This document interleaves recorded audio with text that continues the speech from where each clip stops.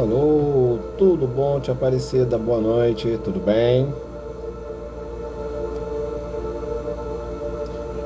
Vamos começar dentro de alguns minutos, falar sobre essa doença que tanto assola a população, depressão e principalmente o suicídio.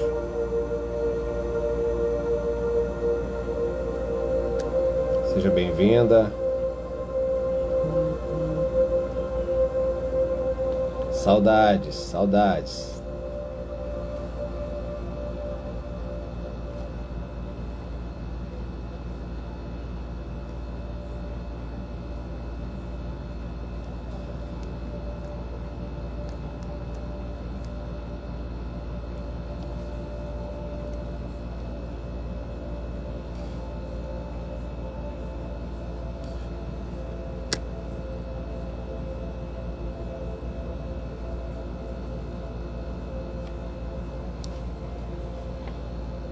Deixa eu informar o pessoal que nós estamos online, para que as pessoas compareçam.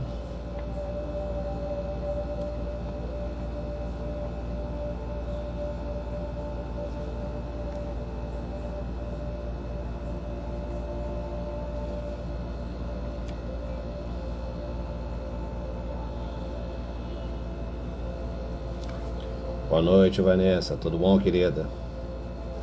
Saudades.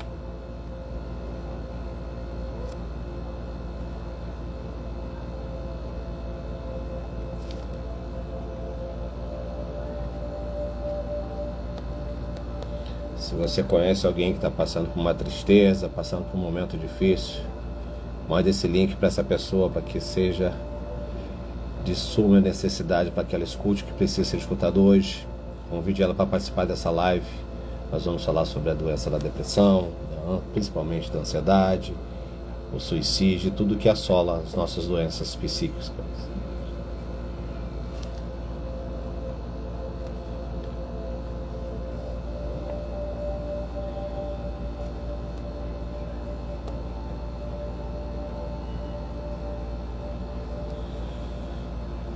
Olá, Vitória. Mais 2 minutinhos e nós vamos iniciar falando sobre essa questão da depressão. Vai estar aberta a perguntas. Quem se sentir à vontade de entrar também na live, eu vou abrir para que a pessoa também possa entrar, possa fazer perguntas, possa participar.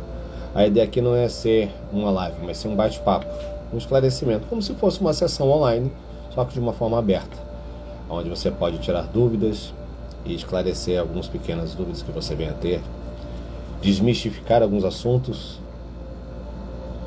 e assim a gente trazer um pouco de conhecimento e trazer um pouquinho mais de saúde mental, é que a população está precisando.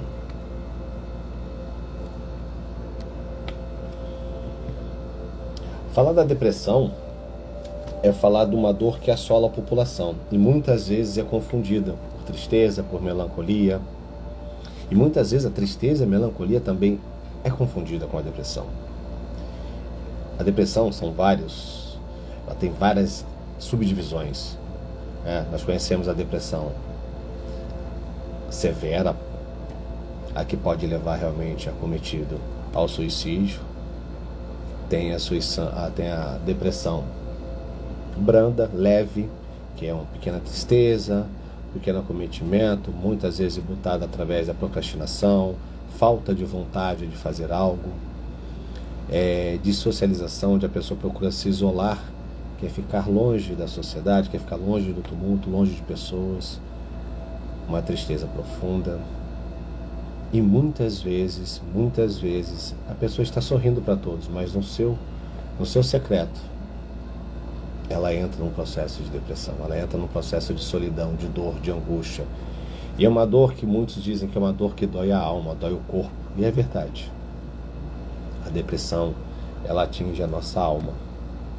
A depressão é uma condição bem complexa. Não é uma simples tristeza.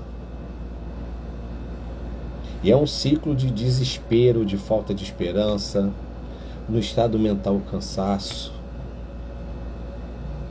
e onde as pessoas acreditam erroneamente que é o fim da vida, é a única saída para solucionar essa dor.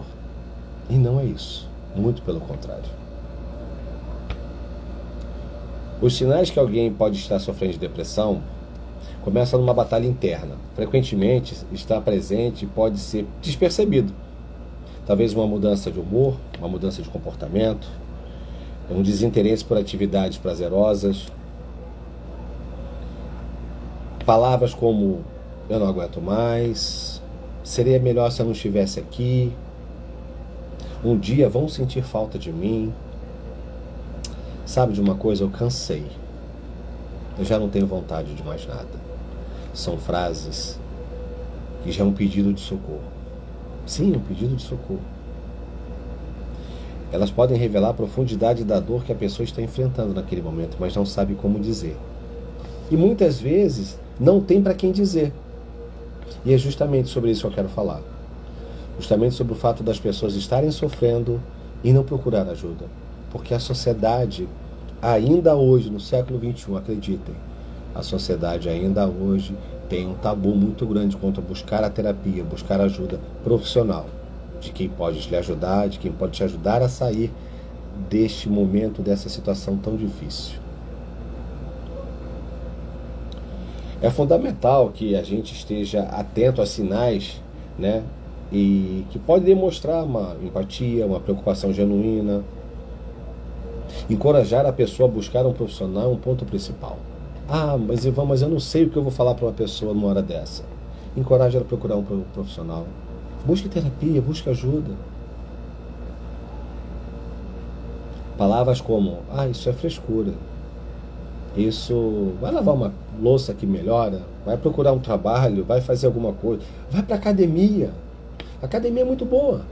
Sim, atividade física é o melhor remédio para quando a pessoa já consegue ter um pouco de disposição. Mas chega um momento que a pessoa está tão embutada, tão sofrida, tão deprimida, que ela não consegue nem mesmo sair da cama. E aí somente uma ajuda, um auxílio profissional pode tirar a pessoa dessa situação. E se isso não acontece em tempo hábil, 90% das vezes se vê a situação da tentativa de suicídio. E é justamente aí que é o perigo. O suicida, como muita gente não sabe, o suicida ele manda sinal. Ele dá informações que algo não está bem. Não de uma forma direta, de uma forma bem indireta, de uma forma bem velada. Mas ele diz que está precisando de ajuda. Mas como diz isso? Ele diz através da sua situação, através dos pensamentos, através da forma que age. E muitas vezes a nossa vida é tão corrida, é tão frenética, que a gente não consegue parar, a gente não tem empatia para com o outro. A realidade é essa. Né? A gente não consegue perceber que uma pessoa tem um comportamento suicida. Eu vou passar para vocês aqui 7 sinais básicos, bem básicos, tá? A gente chama de idealização suicida, de pessoas que pensam em finitude de vida. Primeiro sinal, o pensamento. Pensamento remoído, obsessivamente sem esperança.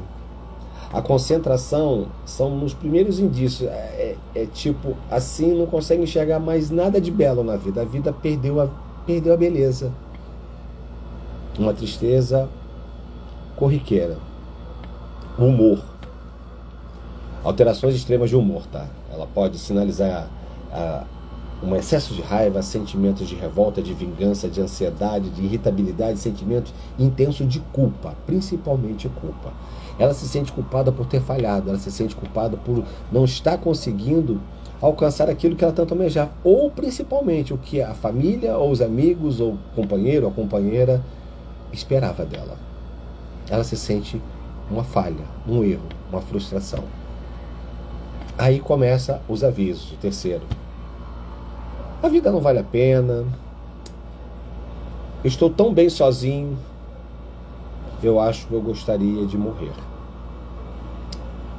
Vocês um dia ainda vão sentir a minha falta. Olá, meu querido. Um dia, vocês vão olhar para trás e vão lembrar que eu estive aqui. A vida de vocês vai ser bem melhor sem a minha presença. O mais principal, o mais importante de todos é esse: melhora súbita. Por incrível que pareça, se a pessoa viveu um período angustiada, acomodada, triste, melancólica, sem vontade, sem disposição, e de repente ela tem uma melhora súbita, ela quer sair, ela quer se divertir, ela tem sinais de felicidade, ela está espontânea, nossa, ela está curada.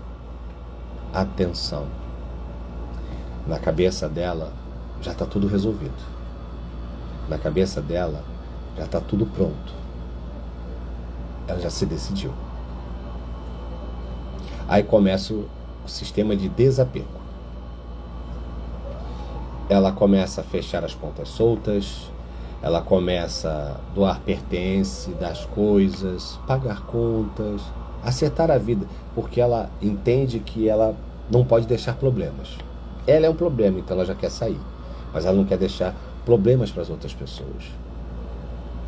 E quando começa esse processo de desapego, é um outro sinal muito importante para você ficar atento a essa questão do suicídio.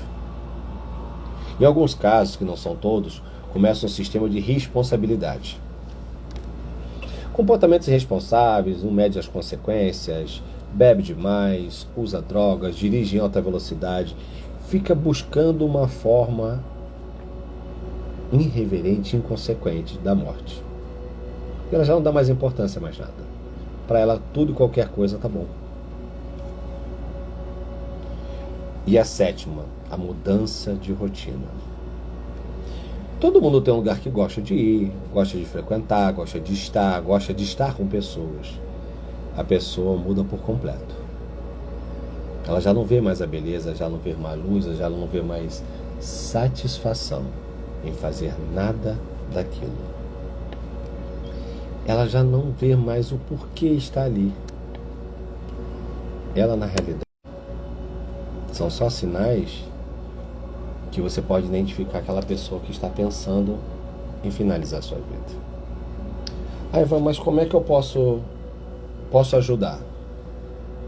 Primeiro, se você tiver a empatia, a capacidade de sentar e ouvir essa pessoa no momento de angústia, só ouça, não critique, não dê opiniões. O melhor seria uma escuta profissional. Mas às vezes você não tem essa escuta profissional à mão, a pessoa tem uma certa resistência à terapia.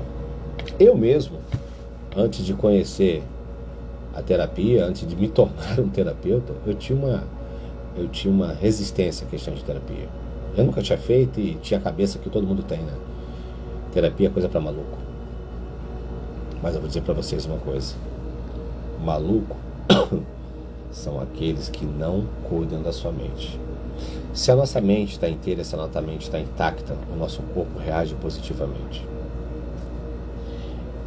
Mas, Ivan, por que você está fazendo esse comentário sobre suicídio e depressão em setembro? Possivelmente quem está acompanhando a rede social sabe que o mês de setembro é conhecido como Setembro Amarelo, né? Setembro Amarelo porque foi idealizado porque um jovem nos Estados Unidos, ele cometeu suicídio no mês de setembro. E a cor amarela foi uma homenagem, porque ele tinha um Mustang amarelo, ele adorava aquele carro. E a noite anterior à sua morte, ele tinha saído com uns amigos, se divertido, um rapaz de 17 anos, que tinha todo o futuro. Era um rapaz alegre, era um rapaz que estava sempre sorrindo, cuidava do seu carro, jogava o seu futebol americano. E no dia seguinte, ele não acordou mais. Então, seus amigos da faculdade, seus amigos, resolveram fazer esse simbolismo, já que ele tinha o seu Mustang amarelo. Então, idealizaram que o mês de setembro seria um setembro amarelo. Setembro de conscientização ao suicídio. E falar do suicídio é falar de uma dor profunda. Falar de suicídio é falar de algo que você não vê mais esperança. Falar do suicídio não é um ato de covardia. Não falar de suicídio também não é um ato de uma pessoa forte, estabelecida. Falar de suicídio é um desespero. E sair desse processo sozinho é muito difícil. É muito complexo. Pensar em tirar a própria vida é uma coisa muito drástica. Eu entendo e vejo que muitas pessoas têm pensamentos assim: pô, se eu batesse no carro, se eu corresse assim, se fizesse isso. Quantas e quantas vezes já vi esses pensamentos ruins em nossas cabeças? Isso é uma coisa que acontece com todo mundo. O problema é que o suicida, ele escuta isso 24 horas por dia. O problema é que o suicida, ele vive isso 24 horas por dia. E ele às vezes está sorrindo no trabalho, está no meio de amigos, ele sorri, ele brinca, ele, tem aquele movimento, mas quando ele está no momento dele, no momento sozinho, no momento de solidão, no momento eu comigo mesmo, aí vem a dor. A dor da alma, a dor do não pertencimento, a dor da incompetência, a dor da fragilidade. E por incrível que pareça, 60% das pessoas que pensam em suicídio são homens. Sim. Talvez pelo fato da própria sociedade cobrar tanto do homem que ele tem que ser o alfa, ele precisa ser o provedor, ele precisa ser aquele que entrega, que faz, ele precisa ser aquele que é responsável por tudo que acontece em casa. E quando ele se vê falho, e quando ele se vê fraco, ou quando ele se vê falido, ele não vê outra saída a não ser tentar contra a sua própria vida. A população oriental, principalmente no Japão, jovens japoneses, cometeram suicídio de uma forma absurda, porque a sociedade cobra perfeição. E é isso que eu quero falar com vocês: perfeição. O que é perfeito? Mas a sociedade cobra que a gente não fale, que a gente não faça errado, que a gente seja perfeito. E nós não podemos pensar dessa forma. Nós temos que pensar que nós somos seres humanos e somos falhos, por natureza.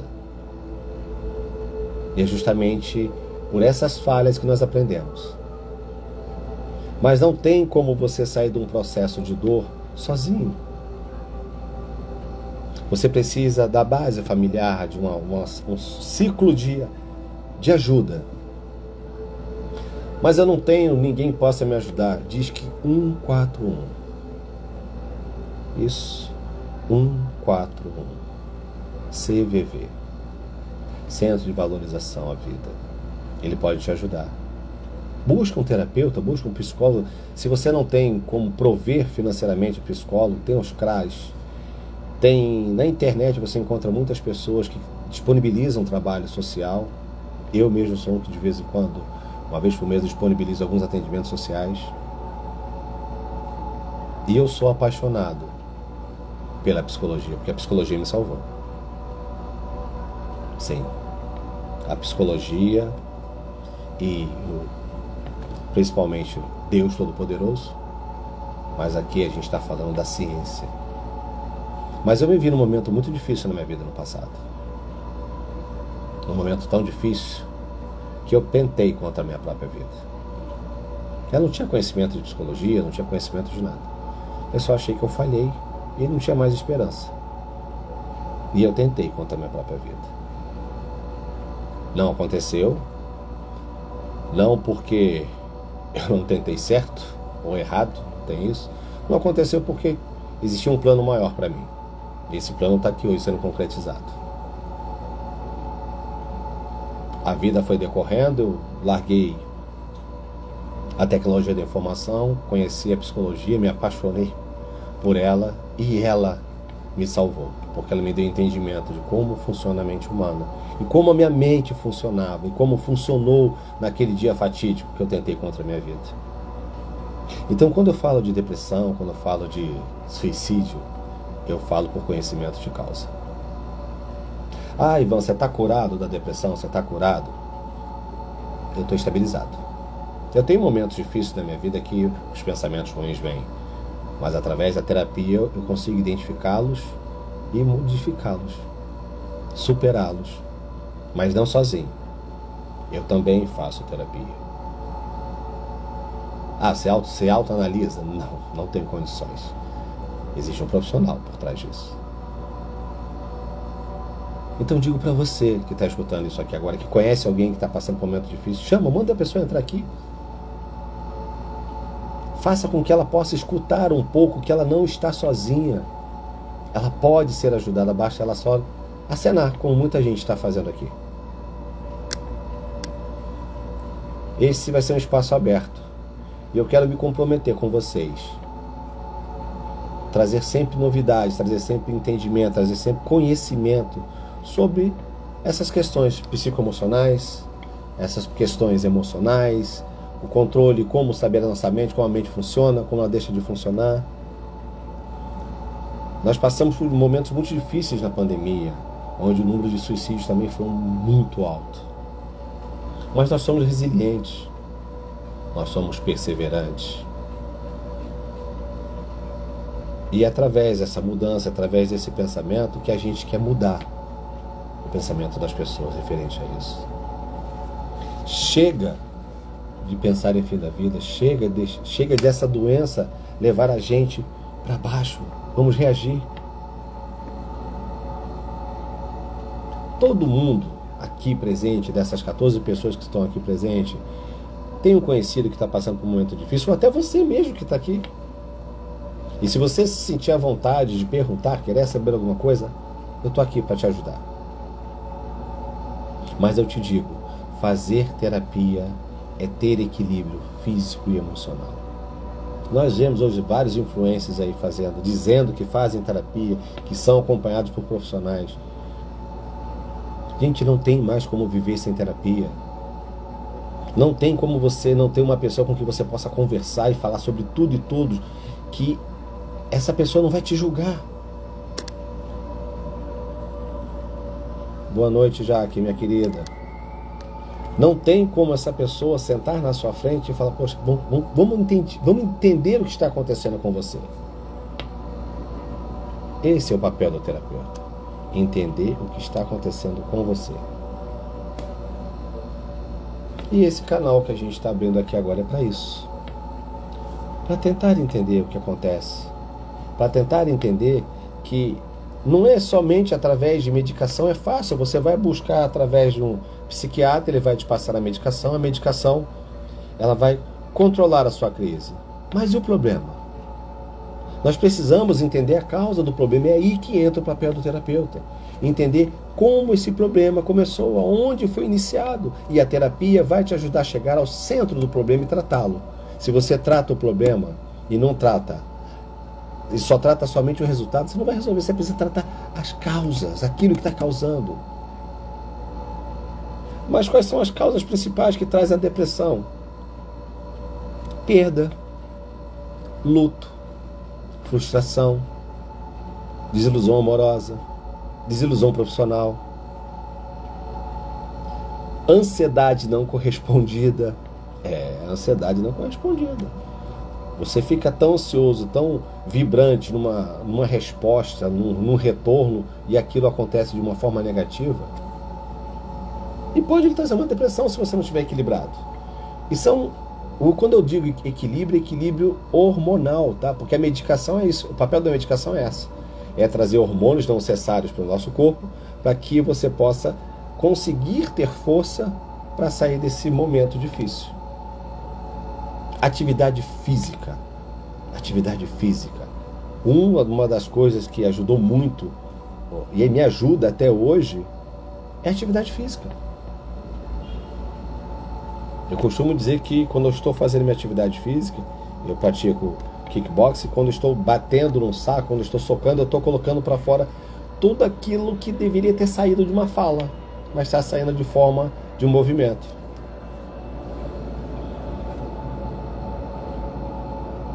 E a gente precisa parar para pensar, a gente precisa parar para realizar. O problema do ser humano é que ele só procura o médico para atendimento quando ele já está no meio da crise. Nós não temos a política, nós não temos a cultura de fazer uma consulta preventiva. Diferentemente da mulher, que faz a sua prevenção mensal. O homem deveria fazer também, mas tanto o homem quanto a mulher deveria fazer a prevenção mensal mental, procurar um médico da mente, um psicólogo, um psiquiatra, para tratar. E quando eu digo isso, eu digo para que você também pesquise com quem você vai falar. Hoje tem muitos terapeutas que fazem cursos, mas não conhecem a profundidade de 6 anos de faculdade que um psicólogo conhece. Tomem cuidado com quem procura. Investigue a história desse profissional. Veja as habilitações que ele tem, quanto tempo de formado ele tem, por qual instituição foi formado. Isso é importante. Eu tenho certeza que quando você procura um médico, você fala, esse nome aqui é bonito, eu vou nele. Você vai querer saber ou vai por quem indicou. Nós, terapeutas, vivemos muito do que indique. Eu, principalmente, quando eu recebo um paciente, eu pergunto, quem te indicou? Que na maioria das vezes vem por indicação. Porque se foi bom para mim, eu vou falar para outra pessoa, vai nessa pessoa que ele é bom. Ele já resolveu o meu problema, ele me ajudou. Isso é o que dá mais confiabilidade. Mas eu não sei como falar. Muitas vezes eu vejo isso na primeira sessão. O paciente chega no meu consultório, na consultório onde eu atendo. É a primeira vez que eu estou aqui, eu não sei o que é que eu falo. Simples, fala de você. Fala como você está, o que está acontecendo, como é a sua vida. Muitos acham que não tem nada para falar. Em 2, 3 perguntas, você descobre a vida do paciente todo. Ele só precisava de um puxãozinho.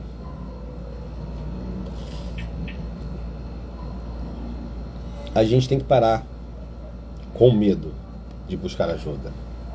A gente tem que parar de ter preconceito, de falar, de dizer, não, eu sofro, eu tenho problemas.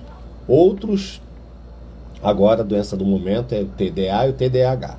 Todo mundo tem TDA, todo mundo tem TDAH, já foi transtorno bipolar, já foi burnout. Às vezes eu recebo um paciente, ele, eu tenho TDA, tenho burnout, tenho fibromialgia, tenho depressão, tenho transtorno de ansiedade generalizada e tenho fobia. É difícil eu perguntar assim o que ele não tem. Aí eu vou perguntar, quem diagnosticou tudo isso para você? Não, eu li na internet e eu estava vendo os sintomas e foi encaixando. Gente, Dr. Google não funciona. Eu tenho medo. Vera, eu vou te falar que medo é segurança. Medo é segurança. Se você tem medo de algo, porque você quer ter segurança em algo, você quer ter segurança de fazer alguma coisa. É diferente do pânico. Ou diferente da fobia. O medo é natural. O medo, nós já nascemos com medo. E na realidade, nós nascemos... o medo que nós adquirimos são medos que os nossos pais nos colocam, tá? Vou te dar um exemplo bem clássico. Não vai pra rua, senão o velho do saco vai te pegar. Não coloca a mão aí pra fora, senão o bicho vai morrer de tua mão. Sim, eu vou salvar essa live e vai ficar na minha página. Então nós é que colocamos medo nos nossos filhos. Eu dou um exemplo para você, eu tenho um filho de 6 anos. Eu acabei de voltar de uma viagem e todas as montanhas russas que eu fui, eu chamei ele para ir. Você quer ir comigo? Aquilo que foi possível ir, ele foi comigo. Não faz isso que ele vai ficar com medo. Eu falei, não, ele vai ficar com medo se ele só vir e você falar que ele vai ficar com medo. Se ele não quiser ir, ele não vai. Nós temos que incentivar nossas crianças a serem corajosas, não ser displicente, ter coragem, ter controle. Agora, quando você diz que tem medo, Vera, você tem medo de quê? Medo do quê? É algo específico?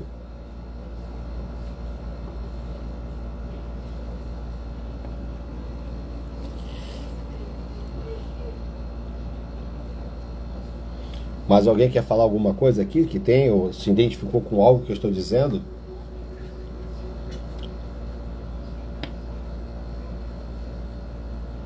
Exatamente, Luciano. A terapia é para isso, ela ajuda você a controlar, a palavra principal, ela ajuda você a controlar as crises, não quer dizer que você vai se curar, você vai aprender a controlar, você vai aprender a identificar, e quando você identifica, quando começa a aparecer o primeiro sintoma, você já consegue controlar. Um dos papéis da terapia através da hipnose é justamente isso, é você antecipar a crise. Você identifica os sinais que a crise vai vir e você consegue identificar e controlar ela. Você tem medo de ficar sozinha. Bem, medo de ficar sozinha é uma coisa natural. Depende da situação que você diz que você tem medo de ficar sozinha. Se você tem medo de ficar sozinha porque começa a vir pensamentos negativos à sua mente, lembre-se que a sua mente é que está fabricando todo esse pensamento. Se você está num lugar seguro, você está dentro da sua casa, onde você está em segurança, as portas estão fechadas, você não corre risco. A primeira forma de você combater o medo é você fazer perguntas básicas. O que eu estou vendo é real? O que eu estou sentindo é uma percepção da minha mente ou está realmente acontecendo? Eu corro algum risco? Se você conseguir responder essas perguntas básicas, você vai começar a perceber que aquilo ali é uma percepção da sua mente. E a nossa mente, ela tem esse dom de criar situações. Eu tenho certeza aqui que muitos, quando mais novos, viam a cortina balançando e tinham a impressão que estava vendo uma imagem. Viram fantasma, viram alucinações. A nossa mente cria. Ela tem esse dom de criação. Nós temos uma mente muito criativa. Agora, se esse seu medo chega a te paralisar, aí eu te digo, seria necessário você conversar com o terapeuta para tentar identificar o motivo desse medo, porque você sempre tem um motivo, tá? Esse motivo pode ser um motivo do seu passado, da sua infância, da sua adolescência, algo que ficou marcado em você e a partir deste momento faz com que você tenha medo.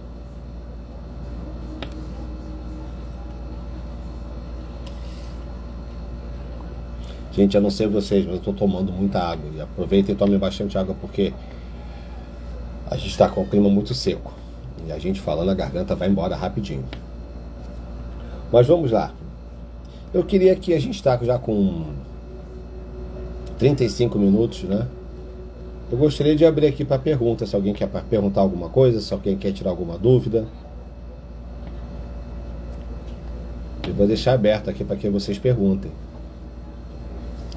Pena que só 10 pessoas participaram. Gostaria que tivesse sido muito mais pessoas, que muito mais pessoas precisam ver e ouvir isso. Mas a gente vai fazer outras lives. A gente vai abrir isso com mais regularidade e falar sobre assuntos que vocês podem querer. Vocês mesmos podem solicitar os assuntos e a gente vai trazer esse assunto aqui para vocês. Talvez fazer uma terapia online. Estou com a minha sinusite atacada. Alguém quer fazer alguma pergunta? Alguém quer tirar alguma dúvida?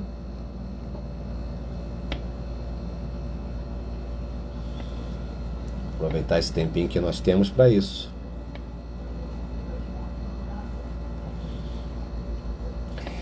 Existem alguns fatores, então enquanto alguém me pergunta, eu vou dar continuidade. Existem alguns fatores que podem contribuir para o desenvolvimento da depressão, tá, gente?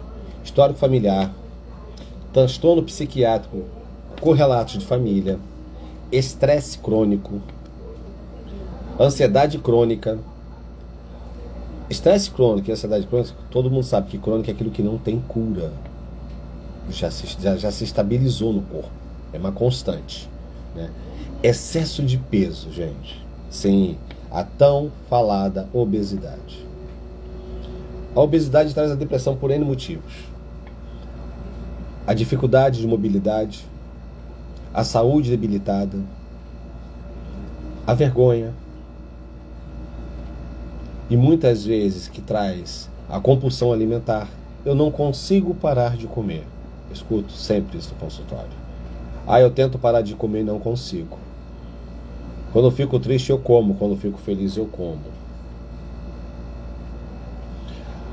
Sedentarismo e dietas desregradas. Cuidado com essas dietas malucas que aparecem na internet. Procure um nutricionista, procure um nutrólogo para fazer uma dieta balanceada para você, regulada para o seu corpo, o seu biotipo. Vício, cigarro, álcool, drogas lícitas e principalmente as ilícitas. Crianças, o uso da internet de uma forma desenfreada. Adultos também. Hoje nós estamos vendo um número crescente de crianças que estão sofrendo de depressão, estão sofrendo de ansiedade por causa das telas. Ficam horas e horas na tela e quando você tira o celular dessa criança, ela entra em crise. Ela fica nervosa, ela xinga, ela bate o pé, ela esbraveja, ela chora. Ela faz tudo que uma pessoa dependente faz. Traumas físicos e psicológicos. As perdas. Por incrível que pareça, pancada na cabeça, problemas cardíacos também. A separação é evidente. Vamos falar de diferenças entre tristeza e a depressão.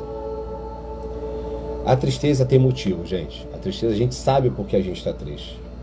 A pessoa sabe o motivo daquela tristeza. A depressão não. A depressão é uma tristeza muito profunda. E muitas vezes não tem conteúdo, não tem um porquê, não tem motivo aparente.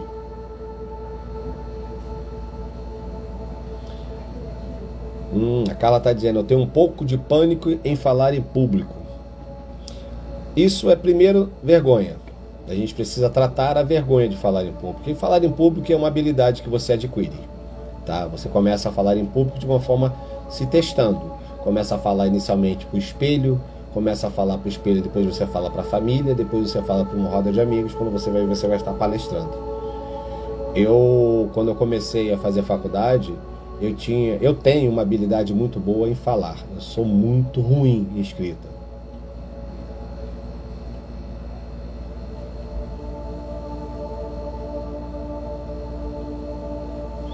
E eu tenho dislexia.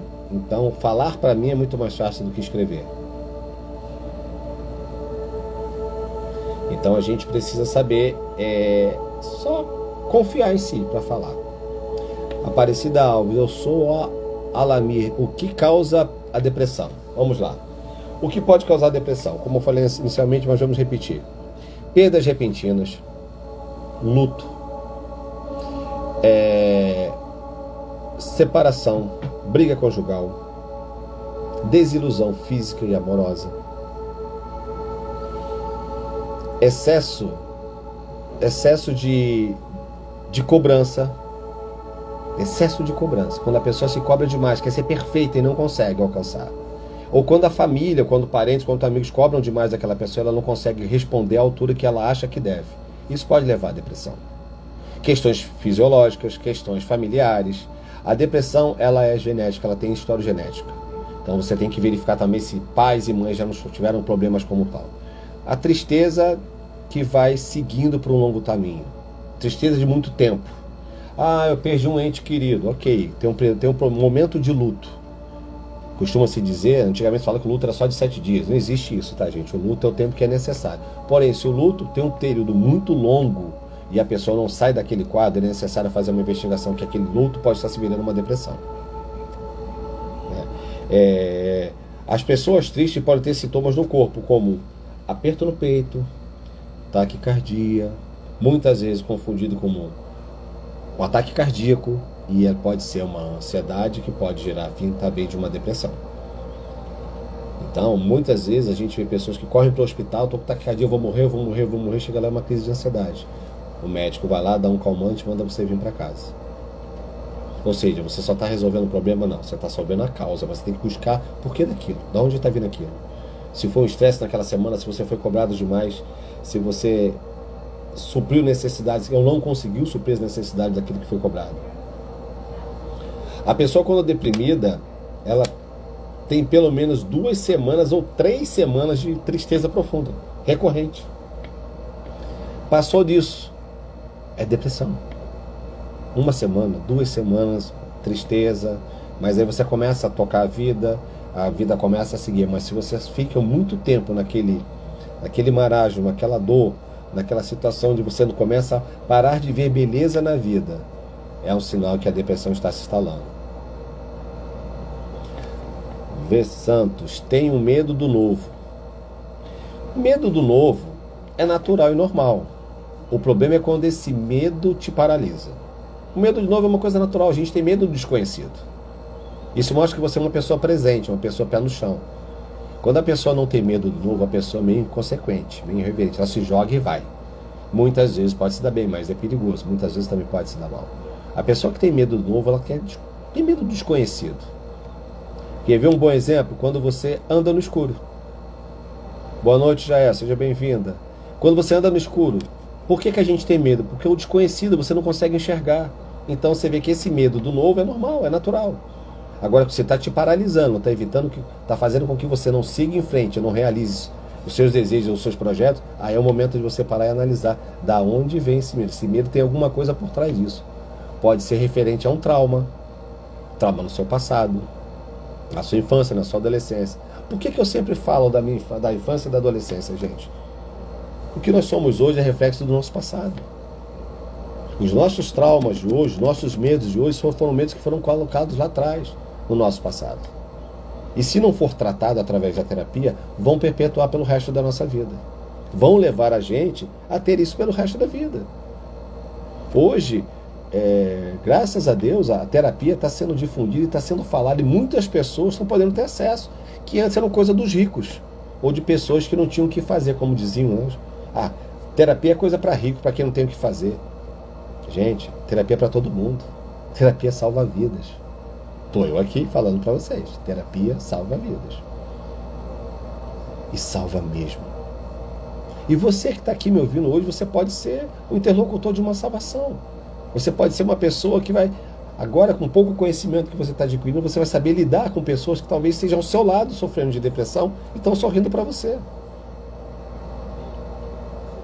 Hoje sorri e amanhã tenta contra a própria vida. É uma realidade do nosso mundo, uma realidade da nossa natureza, uma realidade da nossa juventude. Agora, como saber se uma pessoa está com depressão? Tem como saber? Primeiro, uma consulta médica, tá? É necessário passar com um especialista. São feitos nós, psicólogos, fazemos alguns testes que podem atestar o grau de depressão. Se ela é leve, se ela é moderada ou se ela é severa. Através de uma testagem, a gente usa um gráfico que a gente pode identificar se a pessoa está passando por um processo de depressão e até mesmo se tem idealização suicida. Cada caso é avaliado individualmente. Não é o que passa por você pode ser comigo. Cada caso é um caso. Porque a dor é sua, a sua dor é única. A sua dor não é generalizada. A minha depressão é igual a depressão do meu pai. Não, a depressão do meu pai é dele, é minha. As minhas dores são diferentes das dores que ele sente. E ao contrário que muita gente teme, medicação sim são necessárias para poder regular a sua depressão. Não é curar, tá, gente? Regular a sua depressão. Para que você comece a viver de uma forma mais tranquila. Hoje, com o mercado de hoje, são mais de 30 antidepressivos já lançados no mercado. Então, uma infinidade de medicação. E o que acontece quando você vai para o psiquiatra e começa a medicação? Eu já tomei o remédio, mas o remédio não fez efeito. Faz efeito, só que necessário fazer a sua dosagem, necessário fazer uma pesquisa de dosagem. Por isso que o médico troca de medicação até a medicação acertar com o teu organismo. Tem pessoas que dão a sorte de tomar o primeiro medicamento e o medicamento começa a dar regulagem e fica tudo bem. Mas a grande maioria é feita a dosagem, diminui a dosagem, aumenta a dosagem. Isso não quer dizer que você está ficando pior ou melhor. Isso quer dizer que a medicação está fazendo efeito. Então, medicação mais terapia é a solução para esse problema. Ajudar um depressivo é fundamental. Apoio familiar, emocional, social. O depressivo, ele quer fugir da sociedade, ele quer ficar escondido, ele não quer ver ninguém. O acolhimento com o sofrimento ajuda muito. Um abraço salva uma vida. Não precisa dizer nada, às vezes só um abraço.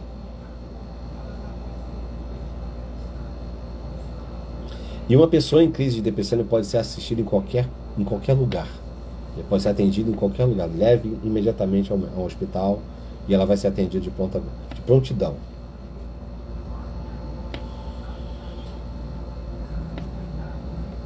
Alguém quer perguntar alguma coisa?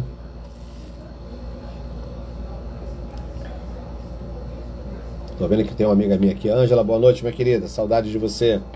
Fizemos faculdade junto, amiga de psicóloga aqui. Gente na mais alto gabarito de conhecimento. Alguém quer participar, fazer alguma pergunta? Nós já temos aí 47 minutos. Nós temos só mais 13 minutos para a gente fazer o encerramento desse nosso primeiro encontro. E eu gostaria de sugestões. Se você puder, depois eu vou botar na minha caixinha de perguntas no meu Instagram sugestões de um novo assunto para a gente possa trazer na próxima sexta-feira. O que vocês acham? Para quem não me conhece, né, eu nem me apresentei e saí falando, muitos aqui me conhecem, mas alguns não. Eu sou Ivan Oliveira, sou neuropsicólogo e hipnoterapeuta clínico. Tenho especialização em hipnose clínica, eu trabalho com hipnose há mais de 10 anos. E a hipnose é uma ferramenta que eu utilizo muito, muito, muito. Eu adoro a hipnose, eu vejo o resultado na hipnose, eu acredito na hipnose. Eu faço auto-hipnose. Desculpe. E eu utilizo muito a hipnose nesse processo de depressão, de ansiedade. Eu faço muito uso dessa ferramenta maravilhosa. Desmistificando, tá, a hipnose, tirando a hipnose, não tem nada a ver de misticismo, de espiritismo. A hipnose é uma ciência comprovada e ela faz a diferença. Eu trabalho com atletas de alto rendimento e nós utilizamos técnicas hipnóticas para poder ajudar no seu desenvolvimento, para poder ajudar no crescimento profissional, desbloqueio. Certas agressividades, com certeza, Gael. Certas agressividades, como eu estava dizendo, uma agressividade sem necessidade. Mudança de humor brusca. Mas sempre depois da agressividade vem uma embutação, vem um momento de tristeza, um momento de isolamento. Se a pessoa fica agressiva demais, por nada, e depois ela se isola, pode ser sinal de algum... Primeiro, já é um sinal de algum desequilíbrio emocional, que precisa ser visto. E esse desequilíbrio emocional pode sim ser a depressão, pode ser até uma crise de ansiedade. O ideal é procurar um profissional, falar a respeito, para que possa fazer uma investigação mais profunda. Mas dizer que é depressão pode ser um indicativo. Porque a agressividade e depois o isolamento é um sinal que algo não está muito regulado emocionalmente com essa pessoa. Até porque a agressividade já mostra uma desregulagem emocional. Não é certo que a pessoa perca o humor ou fique agressiva espontaneamente, sem necessidade ou sem motivo aparente. Nós temos 10 minutos. Mais alguma pergunta? Gente, está sendo muito prazeroso para mim fazer isso aqui. Eu estava sumido das redes sociais, né? Eu antigamente estava fazendo mais, eu resolvi voltar a fazer isso, voltar a ter contato, voltar a trazer um pouco de conhecimento para que as pessoas tirem dessa mentalidade que terapia não é para mim, terapia não é perder tempo. Tempo você perde quando você não cuida da sua saúde. Tempo você perde quando você não cuida de você. Uma pessoa com a cabeça equilibrada, ela tem mais tato, ela tem mais condições de resolver problemas, ela é mais sensível, ela é mais perceptível e principalmente ela está aberta a mudanças. Nós vivemos momentos muito difíceis no nosso governo, nós vivemos momentos difíceis no nosso dia a dia, no nosso trabalho, notícias ruins. Imagine se você não tiver equilíbrio emocional. Se você não souber lidar com a frustração do seu dia a dia, se você não souber lidar com a dor da perda de um ente querido. É lógico que nós não fomos feitos para perder ninguém, mas temos que lidar com a dor da perda física e guardar a saudade. Saber lidar com essa ausência não é fácil. Saber lidar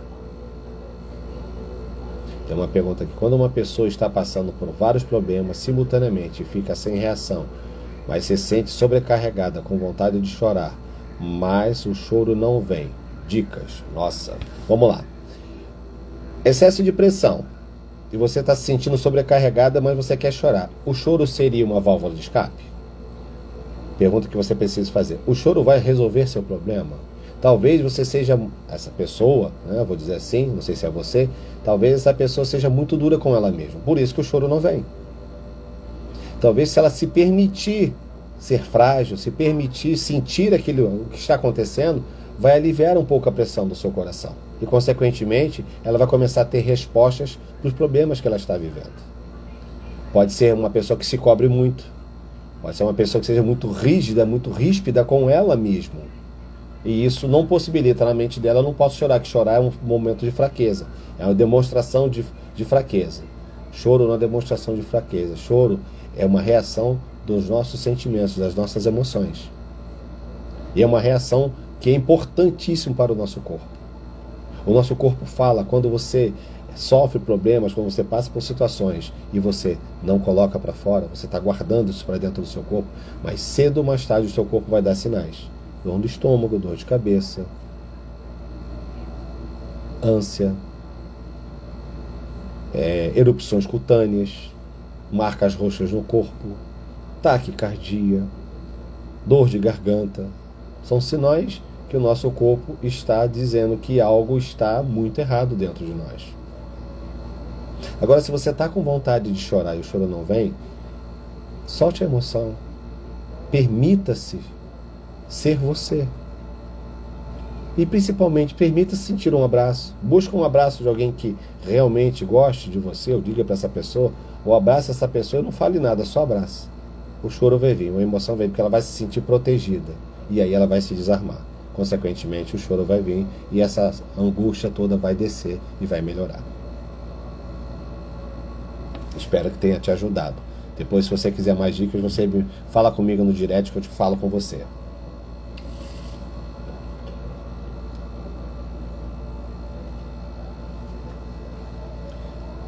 Então, você já viu o caminho, já te demonstrei o caminho como resolver.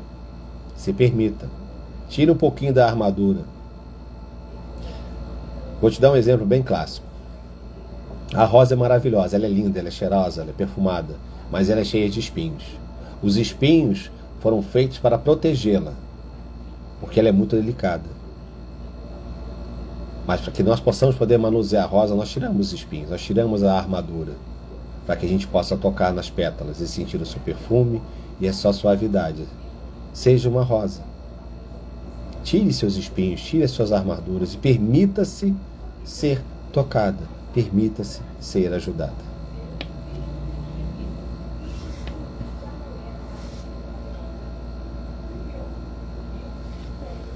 Gente, vocês estão me escutando bem? Que eu tô sentindo um zumbido aqui no ouvido, não sei se está saindo bem o som.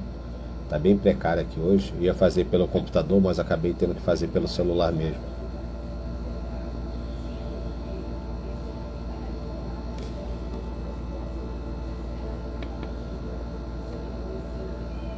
Gilmar, meu amigo, tudo bom, querido?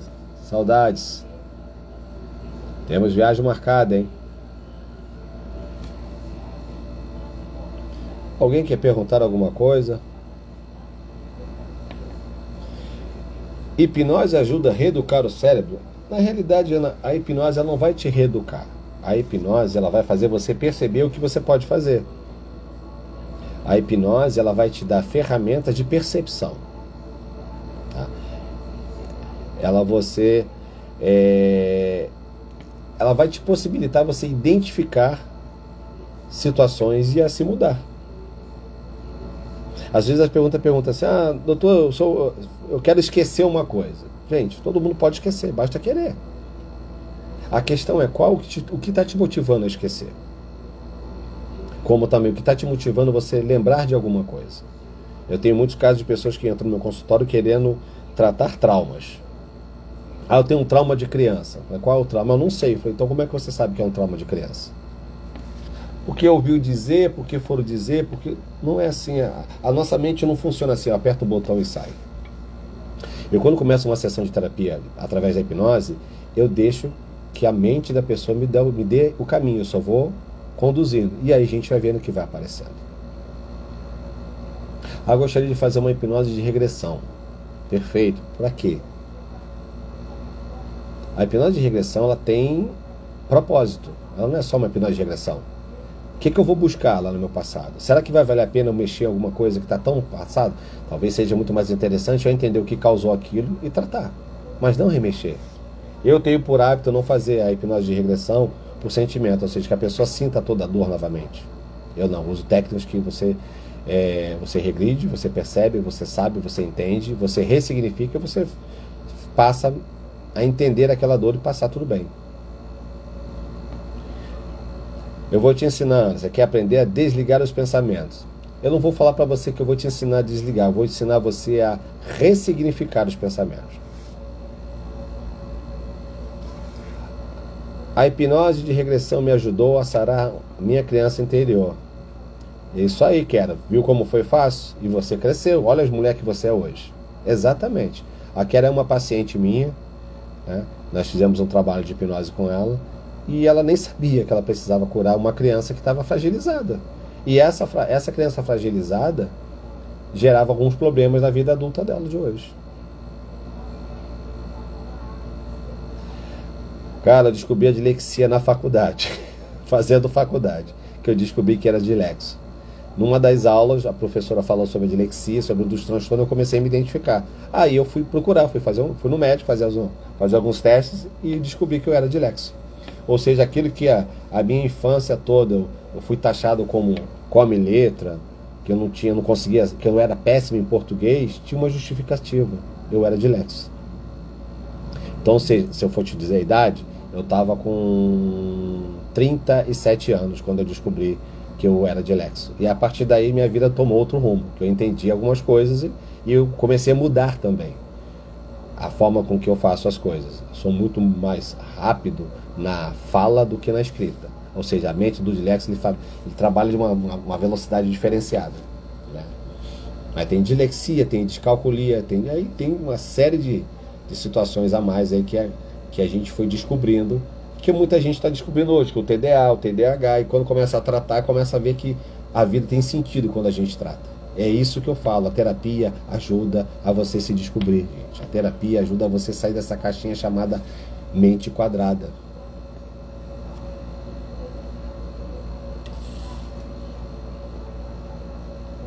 As pessoas que quando vêm se tratar comigo já perguntam, você vai fazer hipnose em mim? Eu falei, vou se você houver uma necessidade. Vem muitos curiosos. Ah, como é que faz a terapia? Como é que faz a hipnose? Aí eu faço a pessoa ver como é que é. Ah, a hipnose na clínica, ela tem um propósito.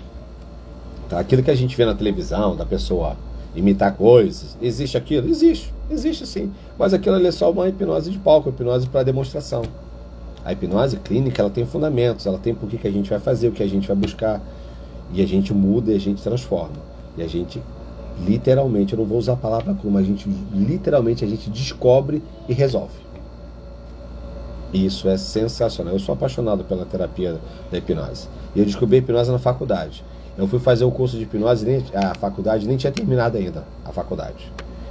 Teve uma aula na faculdade onde eu fazia e eu conheci o hipnoterapeuta, conversei com ele, me inscrevi no curso, fiz o curso, daquele curso fiz especialização, fiz pós-graduação e agora fui embora. Já fiz 2 qualificações internacionais de hipnose e agora vou fazer mais uma que vai me dar um gabedal muito maior.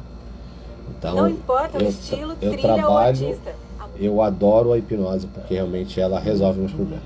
Eu tenho um vídeo no meu canal e tenho um vídeo no meu site eu fazendo tatuagem sem sentir dor. A hipnose é muito utilizada por dentistas para inibir a dor, para anestesiar completamente. Você não sente nada. Um dia a gente vai fazer uma live aqui, eu vou fazer a demonstração para vocês, se alguém quiser participar, ser o hipnotizado, eu vou fazer com vocês aqui como é que funciona a hipnose. Respondendo que alguém não perguntou, dá para fazer pela internet? Dá para fazer por aqui, olhando para você, eu falando com você aqui, você se sentir totalmente hipnotizado daí. É muito fácil e muito profundo. Gente, eu já tô com 1 hora de live. E se ninguém quiser perguntar mais alguma coisa, eu vou dar por encerrado. Marca logo a data, né? Tá bom, Sara? Tá bom. Nós somos hoje, dia 13. A nossa próxima live, dependendo se vocês escolheram o assunto, na próxima sexta-feira, às 20 horas, a gente volta pra cá. Vai ser o nosso canal de encontro. Próxima sexta-feira, às 20 horas, a gente vai estar aqui falando sobre um novo assunto. Assunto que vocês, assim, decidirem na caixinha. Eu vou botar, assim que terminar aqui, eu vou botar na caixinha de perguntas e vou deixar essa live gravada também na página do Instagram. Então, se você gostou, se você falar com o pessoal, fala, curtiu, dá um like. Tem o meu canal também no YouTube, né? Eu vou colocar meu canal também para vocês no YouTube. A gente quer fazer um trabalho para ajudar você a desmistificar esse medo da terapia. Fazer a terapia online, fazer a terapia com você aqui. Você está na sua casa e eu na minha, e você tá tratando daquilo que está te fazendo mal. Tenho certeza que o que foi dito aqui, muitas pessoas conseguiram se identificar. E se você se sentir tocado em falar alguma coisa, me procura no direct, eu tenho o maior prazer em conversar com você e tirar a sua ideia, tirar aquilo que você precisa. Tá gravado, né? Vai ficar gravado e você depois pode ver. Se tiver alguma dúvida, eu estou aqui também para tirar qualquer esclarecimento, tá bom? Vai ficar gravado. Gente, uma ótima noite para todos vocês, um ótimo fim de semana, que Papai do Céu proteja vocês e a sua casa, tá bom? Gratidão e conto com vocês. Me ajude a divulgar isso, ajude a levar esse conhecimento a mais pessoas. Uma boa noite para todos vocês e até mais.